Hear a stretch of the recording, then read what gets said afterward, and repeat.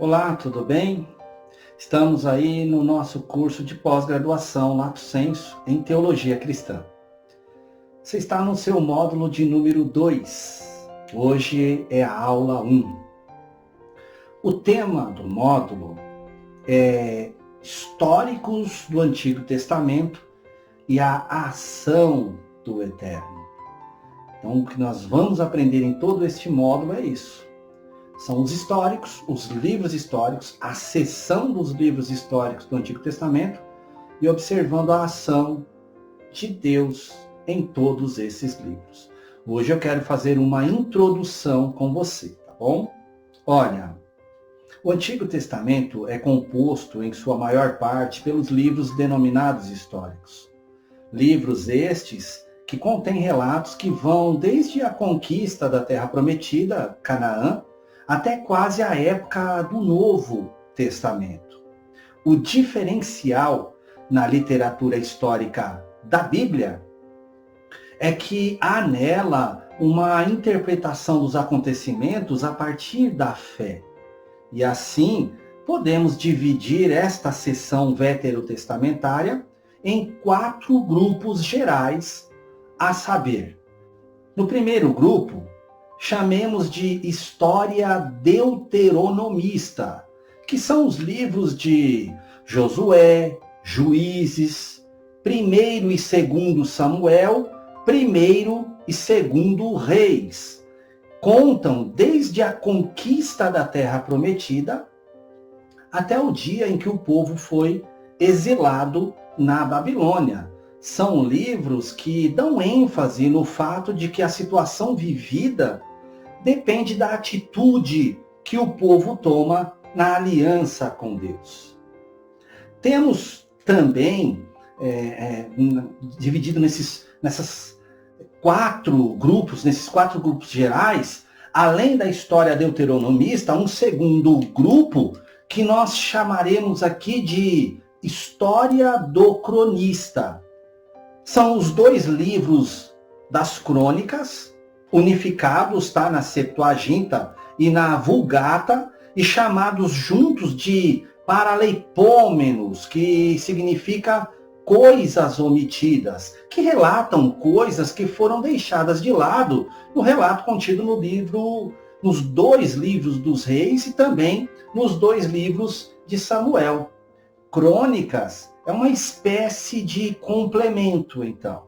Já Esdras e Neemias trazem a nós o período pós-exílico babilônico até aproximadamente o século 3 a.C., que faz parte também deste história do cronistas.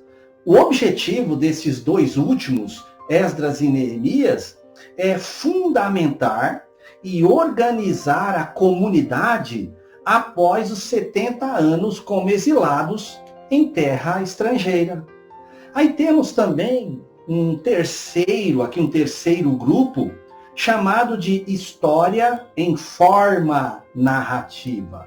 Aqui entram Ruth, Tobias, Judite e Esther. Veja que eu coloquei aqui também os 2 livros apócrifos, porque eles mostram um pouco da história, ou pelo menos da forma de crença de alguns judeus em um determinado período, tentando contar a história. Era a maneira de eles contarem a história interpretando. Tudo bem? Então não é que, como já falamos no outro módulo, que são livros canônicos. Sabemos que não, mas fazem parte dessa história em forma narrativa. Nesses 4 que eu citei aqui, Ruth, Tobias, Judite e Esther, são apresentados modelos particulares de vivência e aplicação da fé dentro de situações difíceis, mesmo que em terras distantes. Veja que eu disse aqui modelos particulares de vivência e aplicação da fé. Aqui nós vamos ver que nos livros apócrifos de Tobias e de Judite, nós observamos a vivência particular dos escritores deste livro. A aplicação que eles tinham, a forma de aplicar a fé deles, apesar de ser uma forma, às vezes, que contraria até mesmo o cânon bíblico, tá bom? Mas faz parte da história, já nós vamos ver por que faz parte da história. E temos também um quarto grupo, que é o grupo que fala sobre história em forma de relato agora. Aí já vem os 2 livros de Macabeus, primeiro e segundo Macabeus. Aqui nos é apresentada a resistência heróica de um grupo de judeus diante da dominação helenista pagã, que era a família dos Macabeus. É importante aqui lembrar que os livros de Tobias, Judite e os 2 de Macabeus, obviamente são deuteronômicos, ou seja, são não considerados dentro do cânon judeu, bem como o cristão evangélico protestante. Contudo, como veremos mais adiante, são de estimado valor histórico e também de valor cultural, tá bom?